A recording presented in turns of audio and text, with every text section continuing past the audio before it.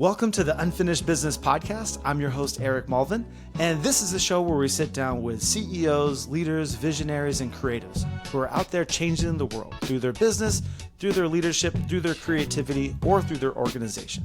Because it doesn't matter who you are or what you've accomplished. Even someone like Kim Scott still has something he would like to accomplish out there. And so we explore those stories here on Unfinished Business with Eric Mulvin. Where people in tech connect to amplify. Unfinished business. Human intelligence plus AI. Unfinished business. Moonshot goals that launch you high. Unfinished business. Listen close and you'll learn why. This episode is brought to you by PackBiz Outsourcing. At PackBiz, we help software, e-commerce, taxi, and NEMT companies outsource their back office tasks with a dedicated team in the Philippines. These are full-time remote staff who work as part of your team, handling calls, email, chat support, and admin tasks, so you could improve support, scale faster, and keep costs under control. For example, we helped one client save over $600,000 a year in payroll costs by switching key support roles like dispatch to PackBiz teams. If you're trying to lower cost or scale support, visit pack-biz.com to learn more, or you can give us a call Monday through Friday during business hours at 480-771-3009. All right, today's guest is a keynote speaker and communication authority brought in when capable leaders and high-performing teams are stuck in patterns that quietly undermine trust and results.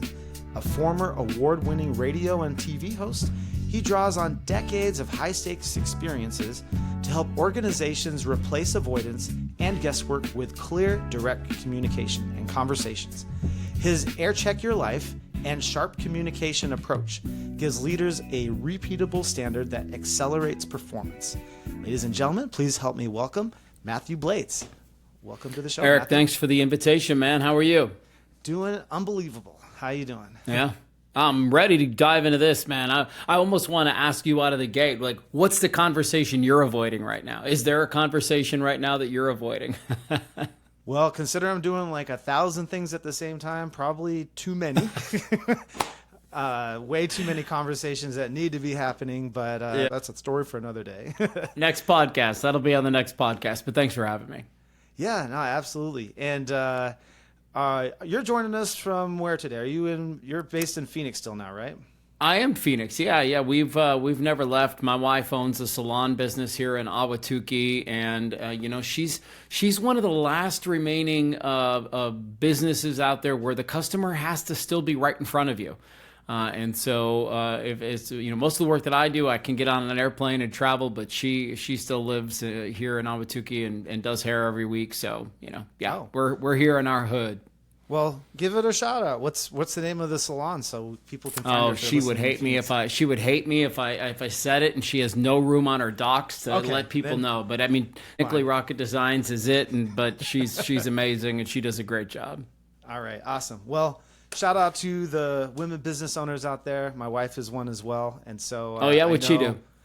She runs a marketing agency, and so she's in the room behind me, constantly stressing about campaigns and all of her clients. Number of local clients here. So, but we're a rare breed of couples who are both in business, and you guys are too. So maybe there's some things we could talk about there. Let's jump in. Yeah. So, I gave a little background, but in your own words here, why don't you give a little background on yourself here and kind of how you got to be what you're doing today? Sure, man. Well, look, I fell in love with radio and television as a young boy. 9 years old, I was down in my basement pretending to be a radio personality. Just 15 years after that, I'm literally being nominated for Billboard Magazine's award for Personality of the Year. I went on to achieve every dream that I could have possibly imagined in my 28 years in radio and television. Saw all the things, did all the things, talked to all the people, had what I consider to be one of the most charmed careers one can ask for. And then about, 5 years ago, I just fell out of love with it, and it wasn't serving my soul anymore, and it turned into a business that I didn't recognize. And I knew really quickly that I had to find something different to do. But, like most people who decide to make a career change a little later in life, you learn all of these amazing skills. So how do you take what you've learned already and apply that to business, apply that to consultancy, apply that to a speaker business like I have? And that has been the thing that has led us here. All right, awesome. And for people who are listening from Phoenix, because I know we got probably a bigger chunk of our audience based here, because that's where I'm based too. Oh, yeah. You spent a number of years DJing. So Matthew and Priscilla in the morning on Mix 96.9. That's right. So people probably might be familiar with that. But did you get to, I know in broadcast a lot of times, and that's one of the reasons why I kind of shied away from it after learning more about it, was you have to move a lot to get up into your career. But you were fortunate enough to have a nice long run here in Phoenix. Did you have to move around a lot too, or did you get to grow up in here? No, man. My journey starts in a little town called St. Cloud, Minnesota, which is about 2 hours north of the Twin Cities. And then I go Minneapolis, then I go Midland, Odessa, Texas, Erie, Pennsylvania, Washington, D.C., Kansas City, back to Washington, D.C., Denver, Milwaukee, Phoenix. So that holds very true. You have to move to move up in your career. Yeah, and look, crazy. Most of those moves were in the first 5 years. St. Cloud, Minneapolis, Midland, Erie, D.C., that all happens in about 4 years. And then I'm lucky enough to spend almost 4 years in Washington, almost 3 years in Kansas City, 2 years back in Washington, D.C., a really short stint in Denver, a few years in Milwaukee, and then 12 years here. So I think for most people, they would say that's a lot of moving, but I loved it. I mean, I grew up in a military family, so, we moved a little bit. And for me, that's the fun of it, is like getting to a new city, reinventing yourself, making new friends, seeing new things. I loved that part of the business. And if you asked me to move today, I would absolutely load up a truck and go somewhere new. All right. Well, that's a lot of moving. You're right. From someone that's born and raised here, and I've lived in like 3 houses my whole life. That's like barely 1 year of your career there almost in the early parts. So. It's not for everybody. Eric. Yeah. Well, so, I mean, being able to move around a lot, you got to work with a lot of people. And I know, your whole thing's around communication. So, I mean, how much was that getting exposed to all these different kind of personalities, all these kind of leaders, people you have to work with? I'd imagine that had to have been pretty influential in shaping your business career, right? 100%. And in my business, I worked with a lot of really, as you said, really big personalities. And look, the entertainment industry is filled with a lot of insecure people, myself included, right? The people who are attention seeking, who are very comfortable in that limelight. And that's a special kind of person. That's not everybody who wants to put themselves out there. But the interesting thing about the radio and television industry is we call ourselves a communications business, but I feel like they were actually one of the worst communicators on planet Earth. And what's very funny to me is that since I've been out of the business now for 5 years and working with, several different companies on their communication styles, I don't think that we're special. Radio and television wasn't special. A lot of people have never been taught how to have effective conversations. We communicate with each other. I say some words, then you say some words, then I say some words, and then you say some words. But we're not talking to each other. I'm simply saying what's on my mind, and the whole time you're talking, I'm going, okay, here's what I'm going to say, here's what I'm going to say, here's what I'm going to say. And then, so we both just sit there and we sort of empty out our chambers, and we never really fix anything. We never really solve anything. We never really get anywhere. And that's been probably the biggest blessing of my life, man, is to not only give others the power and the tools to jump into those difficult conversations, but to have them with a lot more grace, a lot more humility. As I say on the stage, man, you don't have to drop a grenade in every difficult conversation. There's a really easy way to have these conversations and do so in a way that doesn't blow the whole thing up. So that is really fascinating, because I feel like as a business leader, and I know we were talking a bit, well, I mentioned right at the beginning, like what conversations am I not having? Like plenty, because I'm trying to go like 1,000 miles an hour. My approach is I'm usually dropping grenades because I don't have time. I got to bring a lot of impact and move on because I've got to talk to so many people.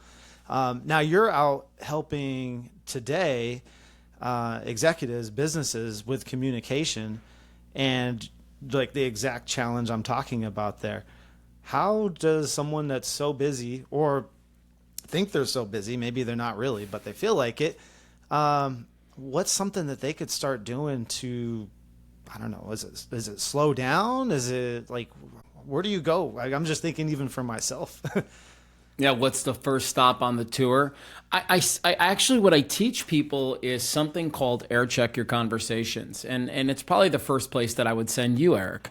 And I steal this from the radio and television days. So a lot of people don't know this unless you were in the business, but every single day when we got off the air, we would go into a different room and we would listen back to our show or watch back our show. And we would ask ourselves 3 questions. What did we get right today? What's okay, but if we're going to do it tomorrow, we should probably tweak it. And what did we do today that cost us an audience, that cost us a listener? Another way to say that is, what did we do today to make it like harder for ourselves, or something that got in our own way, which is something I can be really good at, is getting in my own way.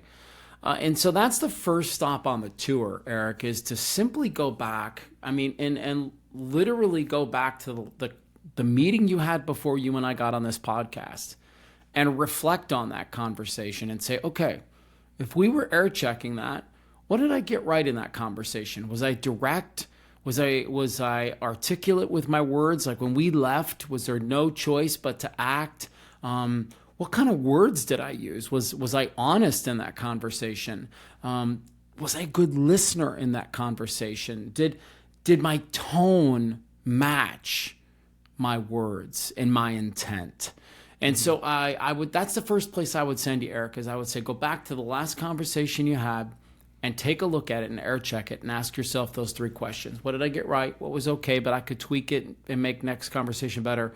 And what did I do today that probably made it harder for people to do business with me? That is fascinating. You know, we've been trying to do this thing, like a debrief. I had this Air Force. Love it. He wrote the training manual for the debrief for the Air Force, literally, and came and talked to our business group a couple months ago. And there was a lot of eye-opening. Was he a Top Gun? He used a lot of the imagery from that. I'd have to go back and look at what his. Because I just saw this dude at Accelerant last week, and I've forgotten his name now, but he was a Top Gun pilot, and he was totally talking about the debrief, and it's so similar to the air check and its intent and its purpose that I wonder if that's what you were thinking about. It has to be the same guy. I can't imagine there'd be 2 people in the military talking about the same thing. But yeah, that whole concept. Yeah, you're right. That's why I was like, there's a lot of some overlap there. But that's also fascinating. I didn't realize that I know you guys do the pre-production meeting. So, you know, you think, they get on at 6 a.m. They're getting in the studio 5:30. No, it's like 2 a.m. But that you guys are also after the fact listening to the show. And because sometimes I'm like, some of the stuff the morning show people have, I'm like, what are they talking about? Where do they? They didn't seem too organized. So yeah, then they're having a discussion about that after, which makes a lot of sense. Well, think about it, man. Like from your own perspective, if everybody listening to us today just reflected back on their last conversation, and they thought to themselves, like, what did I get right? What was okay, but I could probably have done that better, and what did I do that just made it really hard for people to even want to interact with me? We could solve a lot of problems that way. But the problem is we label ourselves busy, which is absolute baloney, and we don't take the time to do this simple exercise. In fact, I would go as far as to say this. So many people I interact with, we're on a format like this. Like I know you're using Riverside to tape the podcast, but take Zoom or StreamYard or Teams or Meet, whatever it is. And people are recording those conversations. Go back and watch 15 minutes of yourself. Go back and watch how you presented to your team today. Go back and watch how you interacted on that Zoom call and ask yourself, like, would I want to work with me? Yeah. That's a good question. It's a good question, and we should be asking ourselves that. There's some days where I probably would say no would be the answer to sometimes. As you know, the stress of the business is, like I said, Sure, we're dropping grenades and not gentle feathers of what the feedback could be sometimes. But that's okay, right? Give yourself some grace and say, look, it was a tough day. I had a lot of stress, but you know what? Next time when I'm stressed, I need to maybe take 20 seconds before I jump on that call, and I need to say, these people are not my enemies today. These people aren't the reason that, I like, there's no reason for me to steamroll them today. I can just give them really good, effective communication and feedback. I can even deliver look, dude, when we were in the radio and television business, sometimes the feedback that we would get was so brutal and so harsh. Do people swear on your podcast? Go for it. Yeah, so I remember getting feedback one time from a focus group, and this woman said, he sounds like an asshole, and I would never want to hang out with him. And I was like, whoa. Like, I never think of myself that way. I don't ever think of myself as an asshole. But there had to have been something in my tone that morning. There had to have been something in the words that I was choosing to use that morning. I had to have said something in a way where she was like, oh, he's a jerk. And so anyways, hearing that, you can do with it one of two things. You can sweep it under the rug and you can say that person is crazy and I don't want them to listen anyways. Or you can take a look at yourself and say, was I a little harsh today? Was my tone a little bit off? Did I use incorrect words? Was I doing things like interrupting the room? Was I trying to be the biggest personality? And look, that's just really good feedback for you to make your next conversation better. And that's what I'm all about. That's a great example you gave, because I think back to my earlier days in my career. I used to work at Yelp back when it was pre-IPO. So they had a big office in Scottsdale. And this was like when the iPhone had just come out. And so there's a lot of people that I would call to try to buy Yelp ads who had no idea what Yelp was. And, if you were lucky enough to get some contact information and email, those AOL and Hotmail email addresses, you're like, oh, this is going to be a tough conversation. They don't know the internet. But the conversation would always steer towards, as soon as they found their Yelp page, and I was the messenger, right? Like, I'm not the one writing the reviews for them, but they would see bad reviews and they start taking it out on me, and they'd be calling me up like, hey, this review is BS. There's no way. This never happened. This person was never my customer. And so you actually got to experience being in the role you were in, something that now a lot of people who are putting themselves out there in business have to face, that criticism. Like, anybody can jump on a comment and comment on a post and trash you, and you have no idea who they are. But man, it's crazy how much, like, they might have 1,000 reviews, like 4.8 stars, but that one review with the 1 star keeps them up at night. And they're like, no, there's no way. I got to get this removed. So what is it about? Maybe it's business people. Maybe it's just people in general. Like, why are people so bad at taking feedback and maybe giving it too? It's a two-way street. Yeah. They have to get outside of themselves first and foremost. Like, move your ego to the side and remember this one phrase. If you remember anything from our conversation today, remember this. Everybody experiences the same conversation differently. So you're coming to the conversation with all the things that you've been dealing with that day, that week, that month, that year, this past decade, and so is the other person. And especially in environments where we're customer facing, where we're dealing with outside influence. So this is sales, retail, marketing, all healthcare, real estate. In all of these companies where we're client facing, we need to be very aware of the fact that we have two choices when we come to work every day. We can make somebody's day or we can ruin somebody's day. And if you're in the business of making people better, lives better, experiences better, well, then you have to choose the first one. You have to choose to make their day. And how do you do that? You take yourself out of the equation and you stop making it about you and you start making it about them. How do you do that, Eric? You listen. Uh-oh. What do you mean I have to listen? Listen. Take a couple of minutes and actually hear what somebody has to say. Because Frank Lutz wrote a great book once upon a time, and he said there's what you say and there's what people hear. We have to remember that. When we're dealing with outside teams, there's what they say and there's what we hear. So you asked me a question about how do we be better about taking critical feedback. So I could have taken that comment that was given to me, "You're an asshole." And I could have really internalized that. And I could have said, "Man, I'm a dick. I'm a real jerk, man." And I could have made that comment a lot about me. But instead, what I chose to do in that moment was I said, okay, she might have been having a really bad morning. There might have been something going on in her life that all I did was simply trigger something for her. And I'm not going to choose to take that personally, but what I am going to do is the next time I'm in or have my opportunity of interaction, I'm going to make sure that I make her day. I'm going to make sure that I listen to her a little bit better. I'm going to make sure that I tune into exactly what she's not only saying, but how she's saying it. And I think this was one of the coolest parts of the radio business was I never got to see my audience, Eric. So I had to listen to them. I really had to pay attention to the pauses they took, the thinking that they were doing on the other end of the line, the way in which they were saying the words, what their breath sounded like, you know what I mean? Were they getting anxious?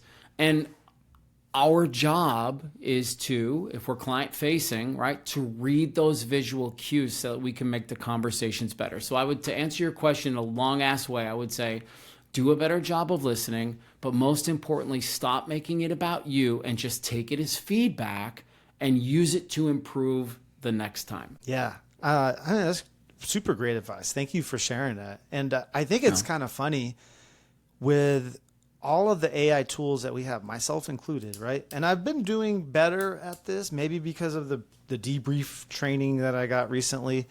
But everyone has their AI note takers on the meeting. And sure. I mean, it takes 10 seconds to grab that transcript, throw it through ChatGPT, give me some feedback. If that's all people do, and then it's starting to get in the habit of thinking about what happened in that conversation. How can you do better? And you could always go deeper, but man, even 60 seconds, you can start getting some feedback really quickly to see where to change things. So it's a great suggestion. I actually wanted to ask you a question, Eric, if it's all right with you. Yeah. You used the phrase AI plus human intelligence, so AI plus HI. And I wondered, let's talk about that for a second. Where do you think people are getting the balance wrong? Because I know it's new for all of us, and some are overusing it. Some see it as the way I see it, which is it's simply maybe one of the greatest tools of our generation. But help me understand where you think people are still getting the balance of AI and HI wrong.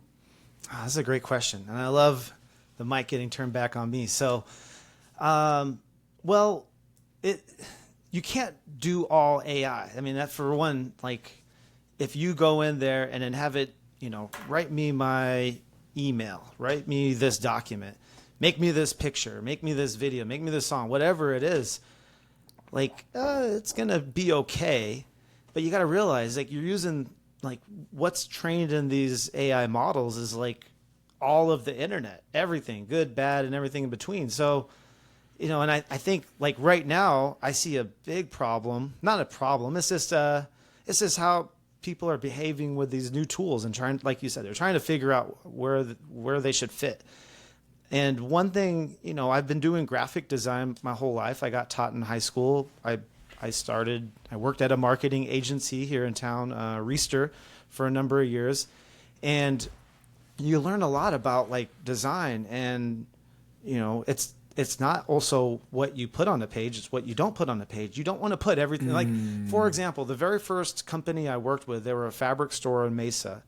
And I started taking over their marketing. And one of the first things I saw is like, no one is looking at these ads. Like, you have a novel squished into this one single page ad. No one's going to read that. Like, I remember learning at ASU, you know, they had us practice making billboards, because they're like, look, you're going to fly by and drive past this thing, you know, 80 miles an hour. You got 3 seconds to get people's attention to read it. No one's going to be reading all that fine print. And it cracks me up whenever I see fine print. It's probably like legal reasons, but like, stop putting so much stuff in your graphics. And so with ChatGPT right now, Gemini, all of the tools, people are like, here's everything I want to put in the graphic. And what does it do? It's trying to please you. So it puts it all in there, for better, for worse. It's not saying, hey there, Eric, you're kind of putting too much in here. No one's going to look at that.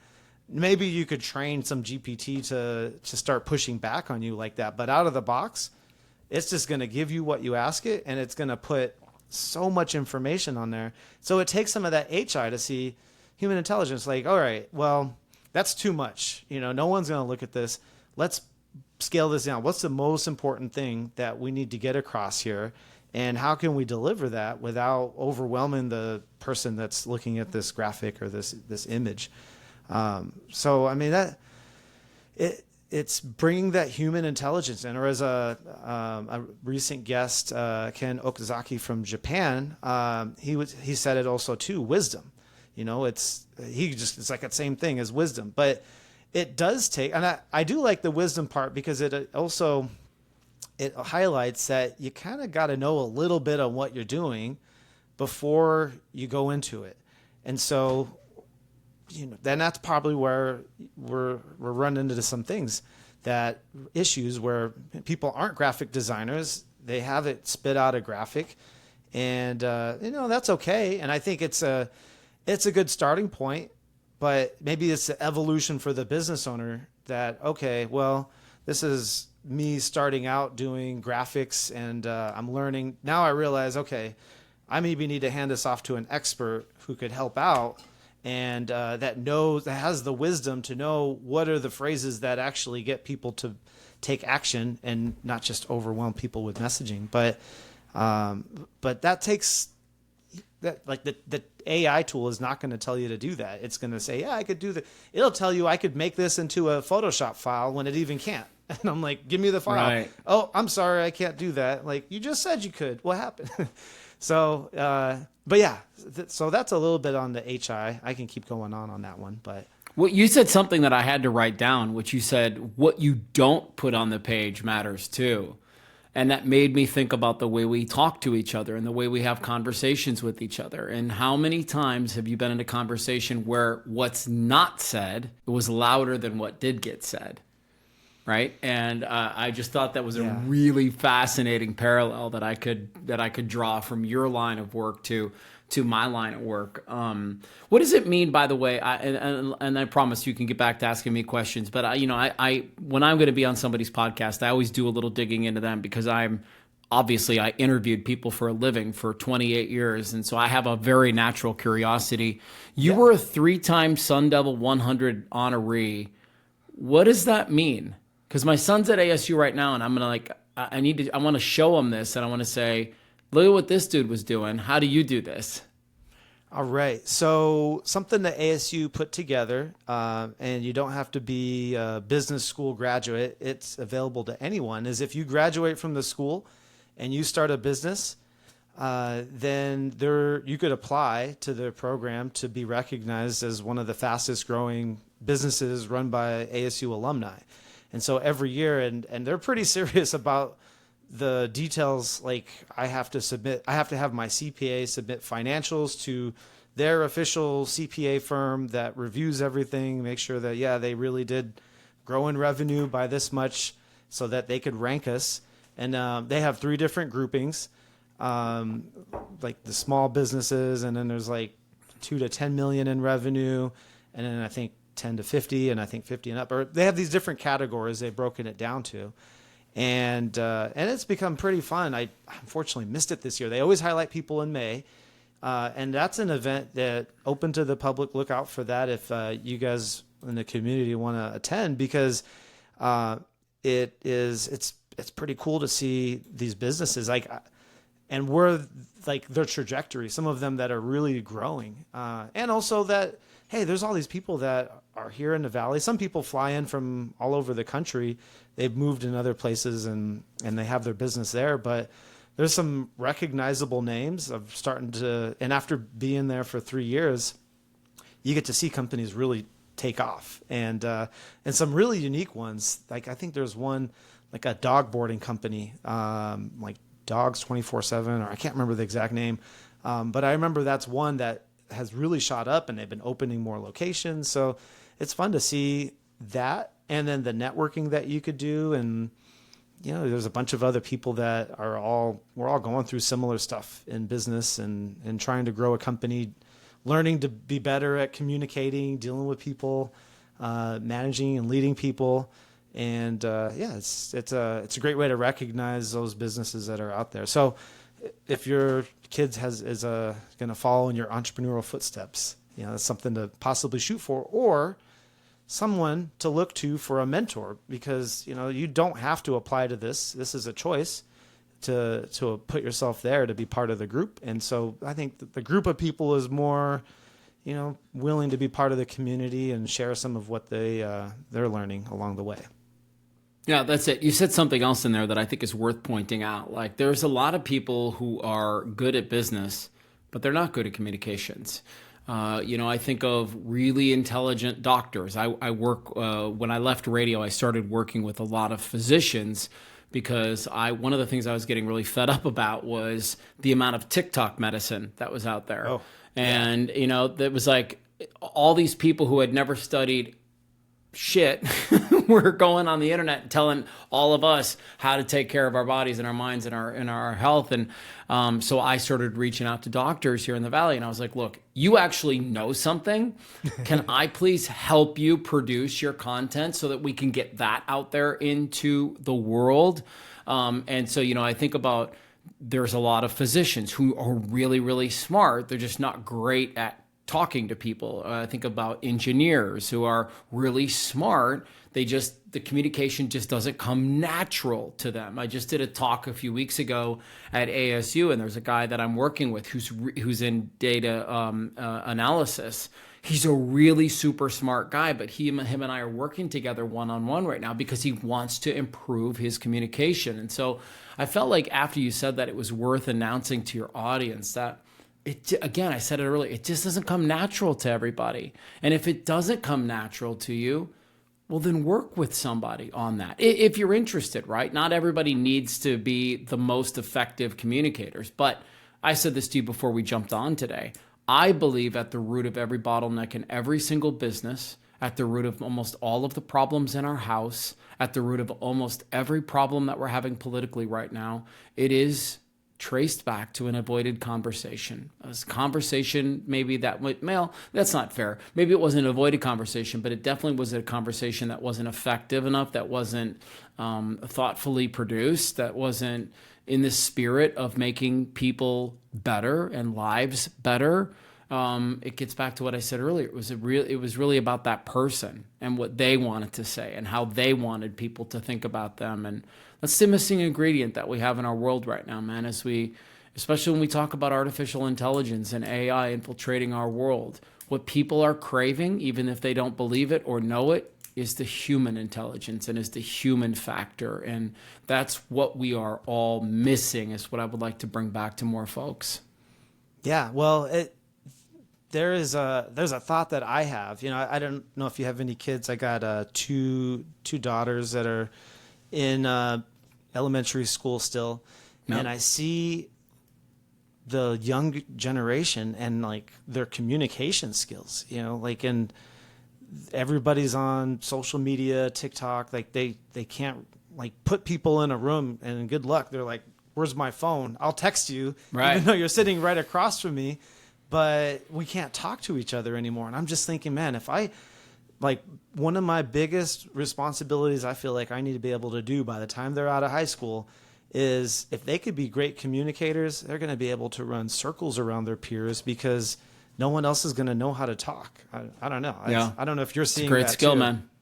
100%. It's a lot of the reason that I do. It's probably one of the biggest topics that I have with both my boys, and I believe I'm lucky in the sense that they watch their dad in a very public atmosphere, and they grew up watching me work a room, watching me work a crowd, watching me work a radio station, and so they sort of innately have picked up these tools that, and I see it now. Like when I'm just kind of on the sidelines and I'm watching them interact, I notice how they do things differently. You know, one of the things that I didn't teach my kids, but I showed my kids was how to initiate a conversation to get things to move in your direction. You know, and for example, like you go to, I don't know, you go to the post office, you go to a car dealership, you go to get your nails done, you go to, a retail store. And man, if you can just walk in and make your tone one, which is like really welcoming and encouraging, and you use their name, and you walk into a store and you're like, hey, Eric, how's it going, man? How's your day going? And it almost interrupts the pattern for them because they're like, wait, what? You want to know about me? Okay, yeah, I guess I'm good. Awesome. Well, here's why I'm here today. Here's what I'm looking for, right? And that sets the conversation up for success. But we don't do that. We walk in, we say what we need to say, and then we wonder why we don't get the things out of it that we want. And this will be a great communication lesson for everybody listening. Almost every conversation that I've had that's been successful started with what I call a runway.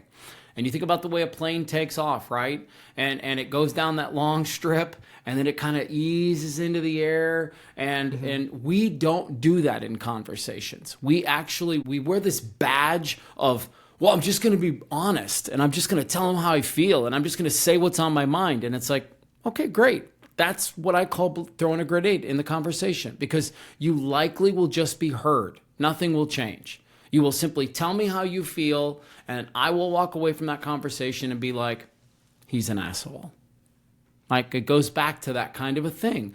And so setting a little bit of a runway for everybody, and I'll give you a for example, because I'm not about theory, brother. I hate it when I listen to people on podcasts and they talk about all these great ideas and they don't tell me how to use them.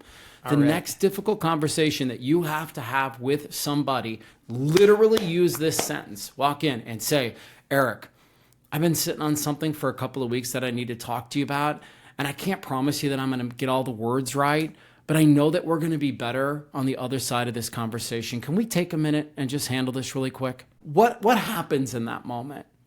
A million things, psychologically speaking. The message. Dude. It's such a game changer, and the other person isn't like they have a second to warm up to it a little bit, and you're not just walking in and punching them in the face. Like, you give people a little bit of runway, and then just to sort of piggyback on that, like, you think about what happens in the plane, right? Like, sometimes it's a little turbulent, sometimes it's a little shaky for a second, but eventually we get up to 30,000 feet and we can put our tray tables down and we can set our soda on our tray table and things smooth out.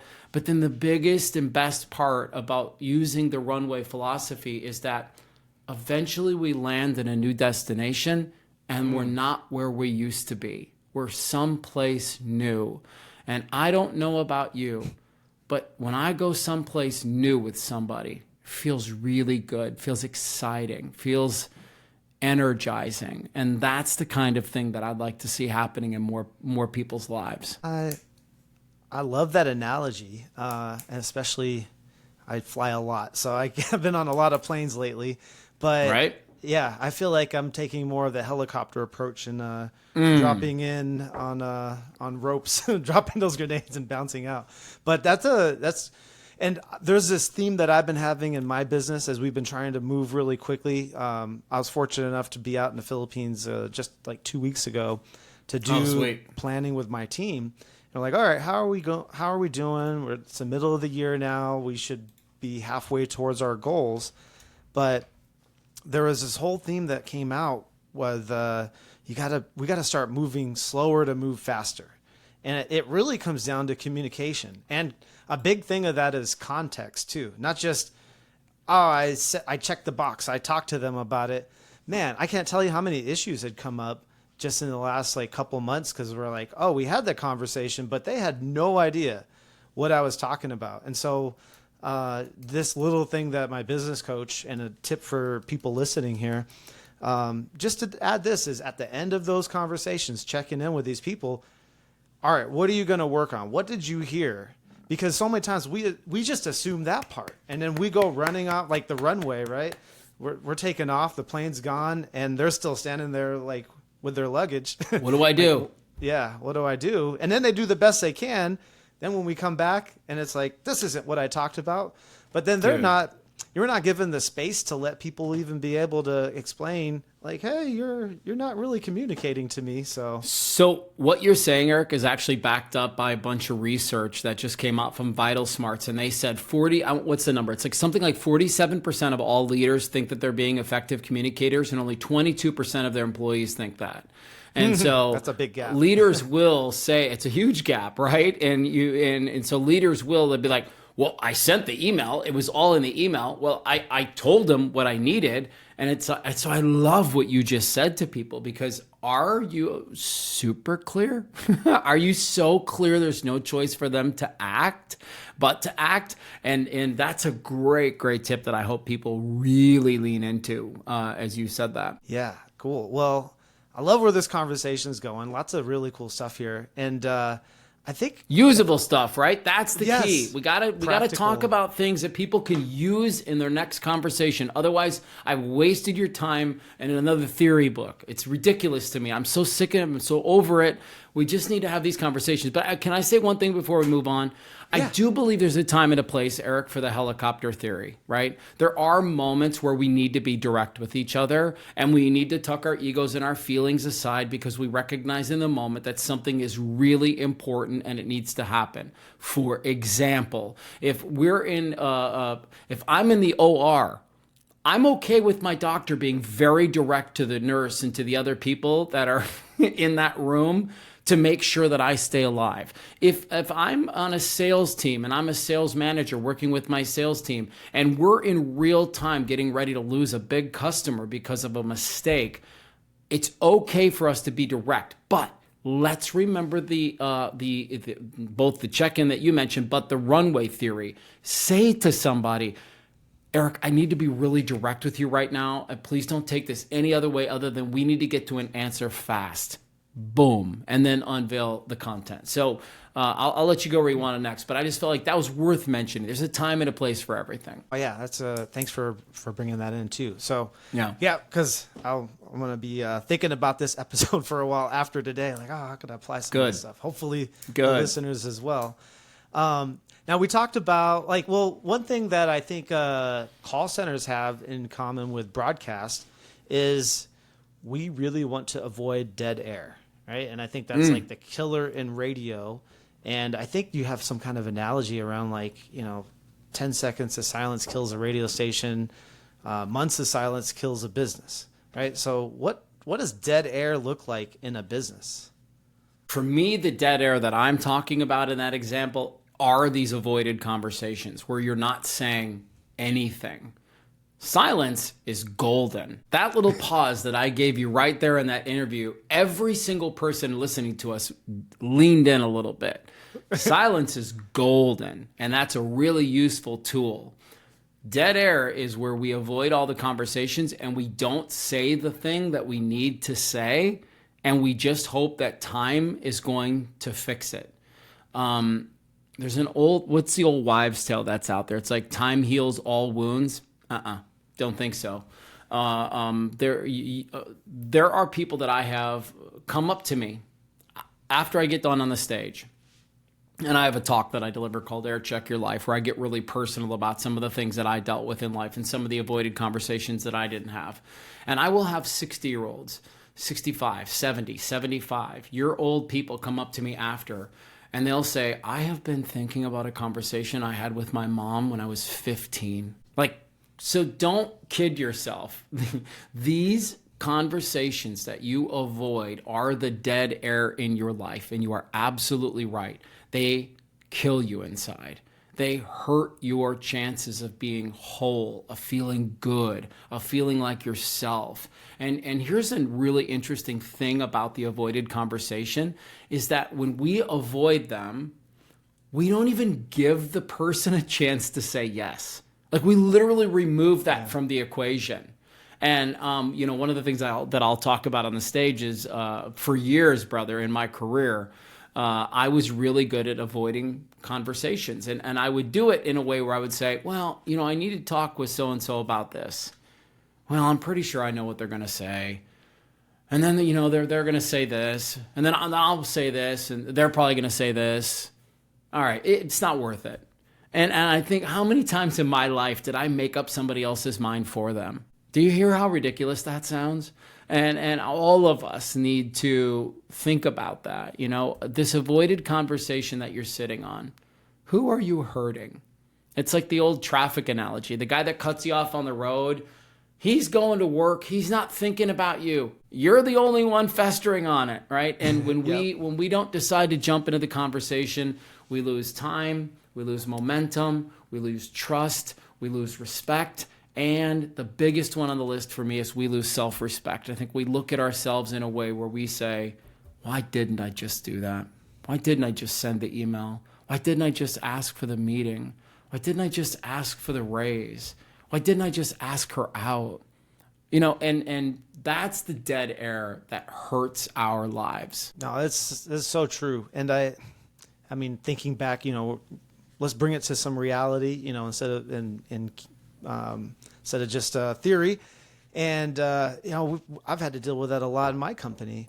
As we've been transforming our business, we are an 11-year-old organization, and we're really trying to level up. And so there's been some tough conversations that we've had to have with employees who are no longer there, just because the business outgrew them. Not that they were bad people, but man, it took a while for me to have some of those conversations, like that should have gone on months prior. And I mean, it's just doing those people such a disservice, because I thought, I'm keeping them in their job and they're having a job, but like they're failing at their job. They're not able, I don't know what's going on through their mind. I know they're just like in survival mode, but like you're causing people to have to go through a level of stress that is not necessary. And it's not just them, it's like everybody around them. So it's just it's definitely a problem in business. I'd imagine it's a huge problem. And like you said, you can boil down so many things going on in the world to this, the conversations that aren't happening. I do also like how you're bringing it to family too. And so much of stuff in business applies to family or personal relationships. And I mean, same thing, like avoiding conversations with your spouse, with your kids. It's just prolonging things that don't need to be prolonged. You're not giving people the voice that they could be talking about it back to you. So it's really interesting. I'll take you one step further, Eric, is that I believe this with my whole heart. There is nothing that will weigh you down at work more than trouble at home. And I watched it for years, and that's the other thing that we need to be thinking about in business is like, yes, we have these coworkers, and yes, but they have lives too. And there's somebody who's coming to work today who's just lost a friend, who's just lost a loved one, who's just had the biggest fight of their life with their mom or their dad or their kids have done something that they totally don't agree with, and they're going to be stewing on it all day. And so they may just not have the mental capacity to handle all the things that need to go down that day. But it's I'm glad you highlighted that, because and I'll tell you point blank, dude, I had to have several difficult conversations in my life. No way around it, right? But 2 or 3 of the biggest, most difficult conversations I ever had to have were in my personal life. And they were game-changing moments for me. And I hate that phrase, game changer, because I feel like everybody uses it, but they literally changed the trajectory of my life, not just with me, but with my mom, for example, or my wife, for example, or my coworkers, for example. Like, these conversations have the ability to free you up in a way that you can't even believe. And oftentimes when I help somebody get on the other side of those conversations, they are saying to me, the first thing they say to me is, why didn't I do that 4 years ago? Why didn't I? And it's like, because you didn't have the tools. Because 4 years ago, you just wanted to empty out your chamber. You just wanted to be heard. There was so much hurt in there that you just wanted to say all of the things. And that wasn't going to make things better. That was just going to let you be heard. And I don't know about you, brother, but I don't do well in those conversations where somebody just needs to tell me all of the things. As you can see in our conversation today, I like a little two-way transmission here. Yeah. Well, that is very true. You know, and it got me thinking about, again, this most recent episode. I was editing it, and it's coming out now. But in that episode, I was saying, like, you never know. And as a business leader, you never know what phone call you're going to get tomorrow that could change everything. And I've been thinking about it in the context of like sales and like, oh, this big new client could come in and all of a sudden, you know, it's like what you've been waiting for this whole career. But you're bringing a different angle that's got me thinking about that too, where, you know, what about that phone call? What about that conversation that someone's been waiting for that opportunity to have for 4 years or longer? And that's the call that changes your life, not the new sales opportunity, but that conversation where you could finally talk about whatever that issue is or whatever that topic is. So it's another different angle. So still the same thing applies. Everything could change with one phone call. Well, dude, you're a perfect example, and you're actually in a position to change people's lives as a business owner, right? Who's got employees that are coming to work and working with you and for you. You know, and what's coming to my mind right now for you is send an email out to everybody on your staff and say, hey, starting next week, I'm going to have talk to me about anything meetings. I'm going to give you 30 minutes. And just on our one-to-one, this is your opportunity to talk to me about anything. You can ask me any questions that you want. You can tell me what's on your mind. You could air check the company that you work for, and you could tell me what we're getting right, what's going okay, and what you think really sucks here. Like, I just want to hear from you. And I will, dude, you will build such a fan base. That's the thing that people don't understand. The reason the most successful radio personalities were the people who made their listeners feel very welcome to the party. And if we can do that for our employees and for our coworkers, if they can feel like, man, Eric really cares about me, they'll go to war for you, bro. They'll work the 10-hour shift and they won't even put it on their time card, right? Like, they will do the little things because what's the old saying? People won't care until they know how much you care. I don't know. There's some phrase out there that's like that, but it's so true. And so that came through for me to you, which is have a talk to me about anything meeting and let people say anything they want to you. No bias, no bars, any of that stuff. And see what you get, man. You might get some feedback that absolutely catapults your business, right? Yeah. Actually, interesting you mentioned that. I have for years told people I go up and do my company-wide talk in person. There's like 250 people there, some on Zoom and virtual, but I'm speaking to a big audience of employees. Every time I talk, I'm always like, anytime you guys did a reach out, you know, you're welcome. Like, and maybe it's the culture in the Philippines, I don't know, but like I could count on one hand the amount of people that have reached out to me because I'll give my email, I'll do all this stuff. So I think it takes a little bit of structure to that. This last trip, my COO set up these focus group meetings that I got to have. And coming from ASU, I worked in call centers for years before I had my own, I knew the value of like what those frontline agents have, like the knowledge that they have doing the work every day. And I'm so busy trying to manage all the leaders that are, I'm like, well, I'll focus on the leaders because there's like a smaller group of them. There's like 30 of them. There's like 160 so people on the phones. That's too much for me to talk to. But I got to do 2 sessions with, I think there was groups of like 4 or 5 in each group. And it was really amazing being able to like just talk to them and get them to share what's going on, and that the fact that they even open up, yeah, I've got this problem going on, or yeah, this isn't working right. And it's something I learned in college. You know, they teach you that in business school at ASU, and I'm sure every other school. But it's just how rare, how little it actually happens, and but the impact that you get out of it is so incredible. So. Yeah, dude, steal. This is what I'm talking about. Steal my framework. Go to your employees and have it say, "Hey, we're gonna have a talk to me about anything meeting, and I'm gonna ask you 3 questions. What are we getting right? What's going okay? But if you were me, you would fix it. And what makes it harder to work here?" That's it. There's your structure. Now nobody has to overthink it. They can think about what they want to say. But the point of these meetings is there's one singular focus. And my old consultant Steve Reynolds used to say it like this. The good people do more of the stuff they're getting right. That's it.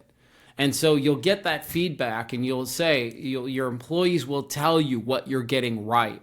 And that's the stuff you double down on. Yeah, that is amazing advice. So guys, hope you guys are taking notes for this one. There's a lot of takeaways for everybody here listening, even if you don't have a business. Great leadership. That's right. Here. Yeah. Look, this applies personally, equal parts professionally. Yeah, absolutely. So I wanted to switch gears a little bit. Sure. And I know, you've got to have a very interesting career where you got to interview people. And I could tell, it's fun getting some questions from you as well. You've got to interview some pretty big people over the years, I would imagine. Any particular interview that was a favorite one, or a conversation you got to have that was really like a highlight of your career? Sure, man. I always go back to kind of 4 or 5 that were really different and unique and special. There was a conversation that I had with Jay-Z in my studio before he was even like the Jay-Z we know him of today. I always say to people, he only had 2 people in his entourage. That's how like up and coming he was. But he was so gracious. He was really funny, and we really bonded. We had a very, very cool conversation that night. So he's one where it was just fun and different. The other one that I go to is Barack Obama. Having a chance to talk to a president is a pretty unique experience. Like, I don't give a shit about anybody's politics in this moment. Like, sitting down with the president is actually a pretty cool thing. Yeah. And then, big sports stars. I'm a humongous hockey fan. And one time I got to watch a hockey game with Mario Lemieux. And that was sick, man. And just so much fun. Getting to spend 15 minutes with Taylor Swift is one of the more wild moments in my career. Interviewing Johnny Depp was one of the more wild moments of my career. Spending so much time with Backstreet Boys, NSYNC, Britney Spears, Christina Aguilera, LFO, O-Town, like all those big boy and girl bands in the late 90s was, there's so much that comes to mind, but those are the handful of stories that I usually love to share with people. Man, that's incredible that you got to interview that. As someone who's up and coming in my my podcasting interview career, I definitely have a list of people that I want to interview, and so that's a amazing list of people you've been able to talk to. Go after them, bro. Like there's a slide that I have at the end of my presentation, which is I have yet to meet a person that doesn't like to talk about themselves. And like lead with that, man. When you send correspondence out to people, it's like, dude, I am fascinated by you. I love the framework. I read your book. Like people love to come on and talk about themselves. So use that. That is awesome. Well, one thing I was going to ask, being able to be around these people, I have this belief, and I've shared this on the show before, that because people put business like CEOs, they put celebrities and people who are, I mean, anybody, athletes at the top of their game, they put them on this pedestal and they're like, nobody else can do what they're doing. Like, I don't have the skills to start a business. I don't have the skills to, start this new idea.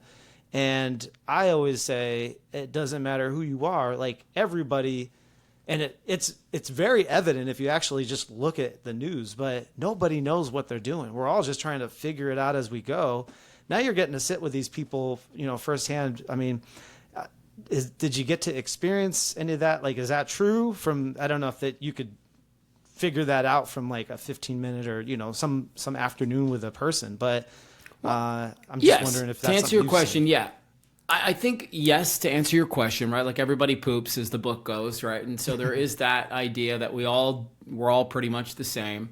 But what's interesting about sitting down with business leaders, thought leaders, actors, actresses, musicians, people who are really successful is, look, we could all probably agree they have figured something out. They have figured out something that we don't know yet. And, one of the coolest things that you can do in life is just get curious.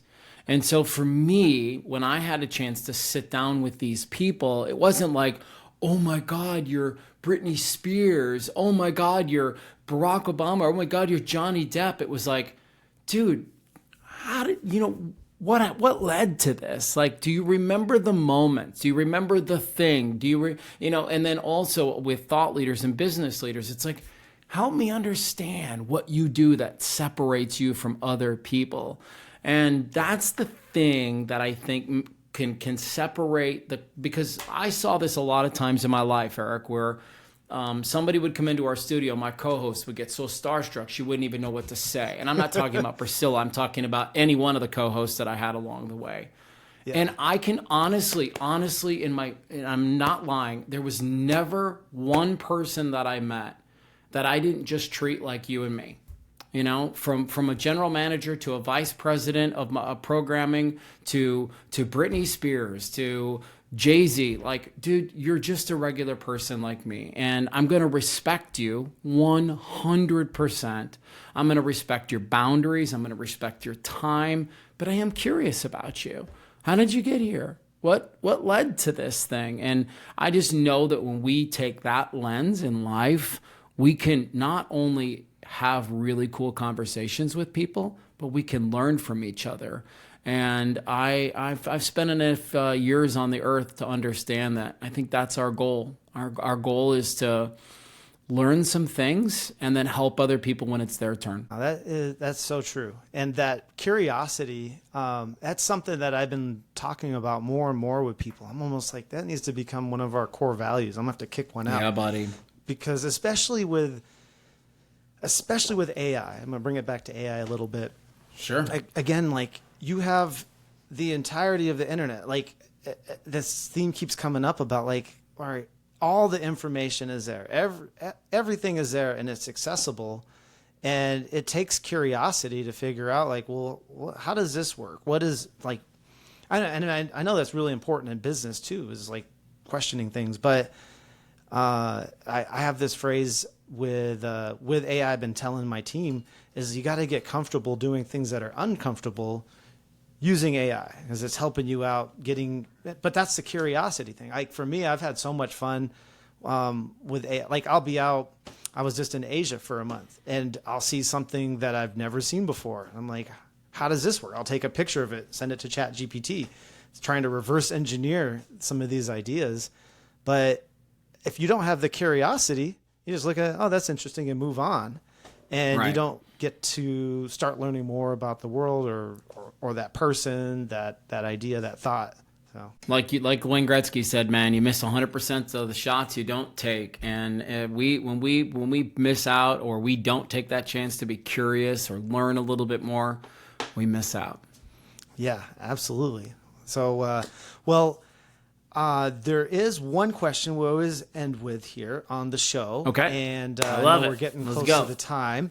And so with all the crazy people you've interviewed, and now you're in this second phase of your career where you're helping other people understand communication.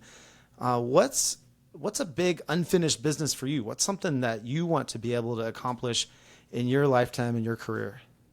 I'll just tell you what came to my heart right away. Personally, I don't know if I have a career answer, because like I said, I had a charmed career and I feel like I've done all the things. So that I'm going to leave that aside.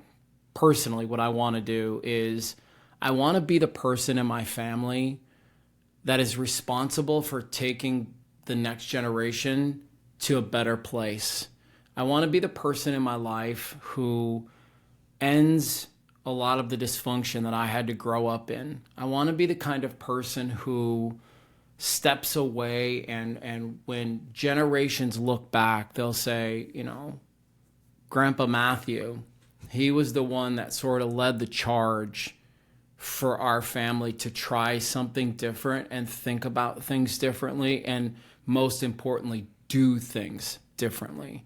And I know in my heart that this is why I'm on the earth, is to be that person for my family and to be that person for the people that I am lucky enough to experience life with. And so that is my unfinished business, is to leave this thing better than I found it. Oh, that's an incredible answer, and a big responsibility, but very worthwhile, very, very worthwhile. Look, really I'm not going to get it all right, dude, but I'm going to keep swinging and I'm going to do my best. Awesome. Well, thank you for sharing that. And thank you for being on the show. I mean, we had enjoyed it, man. People should have a whole page full of notes from this one today. So for people who heard this and are like, you know, I do need to get better at communication, and it is difficult to just do this on your own. It's really helpful to have someone come alongside and help you. How do people get connected with you if they want to learn more about working with you, or just follow you online and see some of the events you're speaking at and what you're doing? Everybody's got a different level of comfortability, right? So for some people, you'll want to go to MathewBlades.com with one T, and you'll want to hit the contact tab, and you'll reach out to me that way. Others of you are going to feel like, you find me on LinkedIn at Mathew Blades, or you find me on the gram at Mathew Blades Media, and you're going to want to send me a DM. That's wonderful too. Other people are going to want to just send me an email. And so that's simple. Mathew with one T at MathewBlades, BLADES.com. And then we can get connected there. But I would say to you, and I really mean this, if something we've said today really landed with you, this is a really challenging thing to do by yourself. I credit many people in my life for getting to me to where I am today. And now, as I said earlier, I see it as my role to help other people get there themselves. And so if what was said today really resonated with you and you want to work one-on-one, or you want to work in small groups, or you want to work with a leadership team, or you want to bring me in to speak to your entire group to get everybody on the same page, chasing the same goal, don't ignore that thought. Don't fester on that thought. Don't, as you said, Eric, earlier, don't dead air that thought. Just do it. Right now, just get on your computer and send the note, and let's get the conversation started. I'm very easy to work with. I'm not somebody who blows up my prices and tries to make this out of reach. I want to be accessible, and so we can do this together. Okay, awesome. We'll get links in the show notes for you guys too, and it'll be up on the screen as well to help you guys out so you can find them easily. And thank you again for being on the show. Super appreciate it. And since you're local Phoenix, hopefully we'll run into each other at some point here in town. And, let's make a point to do it, man. Yeah, great job on the podcast today. Congratulations on your success as well. All right. Thank you, Mathew. Well, if you guys like today's conversation, you want to hear more amazing, inspiring interviews with people like Mathew here, make sure you subscribe. Listen for the Unfinished Business Podcast with Eric Mulvin on Apple Podcasts, iHeartRadio. You can find us on YouTube and anywhere on social media at Biz with Eric. And until next time, we'll see you guys on the next episode. Bye, everybody.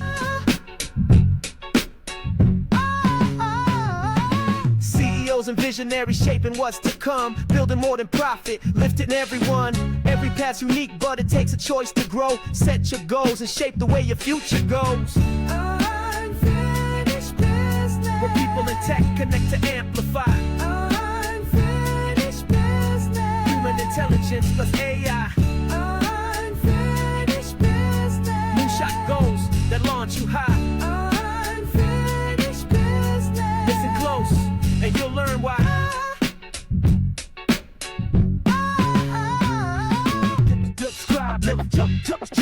Subscribe, look for Biz with Eric online, and follow Unfinished Business on Spotify, Apple Podcasts, YouTube, wherever you listen.